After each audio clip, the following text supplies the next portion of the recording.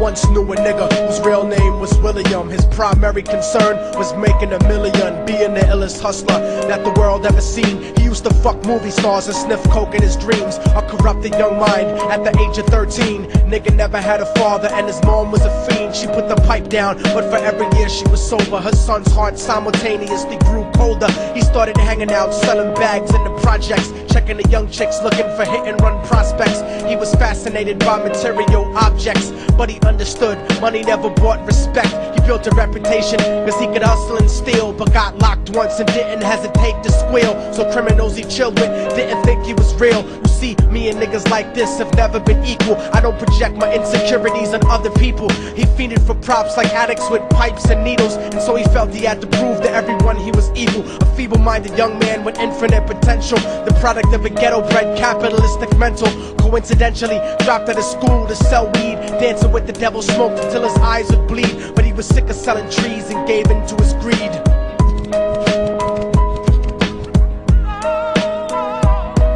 Everyone tryna be trife, never face the consequences. You probably only did a month for minor offenses. Ask a nigga doing life if he had another chance. But then again, there's always the wicked that knew in advance. Dance forever with the devil on a cold cell block. But that's what happens when you rape, murder, and sell rock. Devils used to be gods, angels that fell from the top. There's no diversity because we're burning in the melting pot.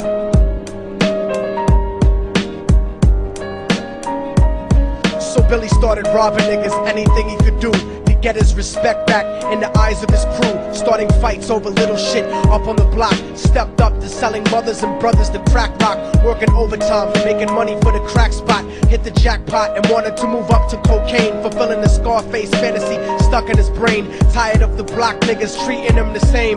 He wanted to be major like the cutthroats and the thugs. But when he tried to step to him, niggas showed him no love. They told him any motherfucking coward can sell drugs. Any bitch nigga with a gun can bust slugs. Any nigga with a red shirt can front like a blood. Even Puffy smoked the motherfucker up in the club. But only a real thug can stab someone till they die. Standing in front of them, staring straight into their eyes, Billy realized that these men were well guarded, and they wanted to test him before business started. Suggested raping a bitch to prove he was cold-hearted. So now he had a choice between going back to his life or making money with made men. Up in the sight, his dreams about cars and ice made him agree a hardcore nigga is all he ever wanted to be. And so he met them Friday night at 2:45.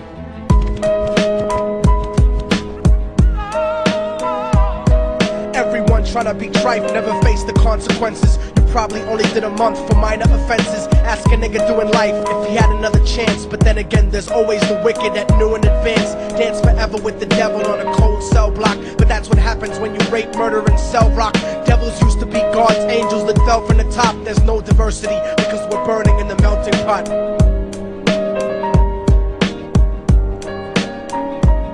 They drove around the project slow while it was raining, smoking blunts, drinking and joking for entertainment, until they saw a woman on the street walking alone, 3 in the morning, coming back from work on her way home. And so they quietly got out the car and followed her, walking through the projects. The darkness swallowed her. They wrapped her shirt around their head and knocked her onto the floor. This is it, kid, now you got your chance to be raw. So Billy yoked her up and grabbed the chick by the hair and dragged her into a lobby that had nobody there. She struggled hard, but they forced her to go up the stairs. They got to the roof and then held her down on the ground, screaming, "Shut the fuck up and stop moving around." The shirt covered her face, but she screamed and clawed. So Billy stomped on the bitch till he broke in her jaw. Them dirty bastards knew exactly what they were doing. They kicked her until they cracked her ribs and she stopped moving. Blood leaking through the cloth, she cried silently.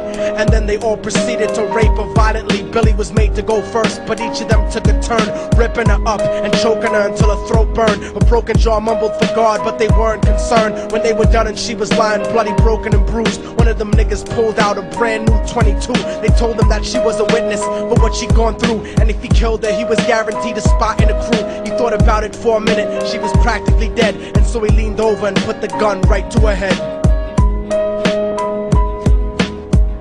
I'm falling and I can't turn back.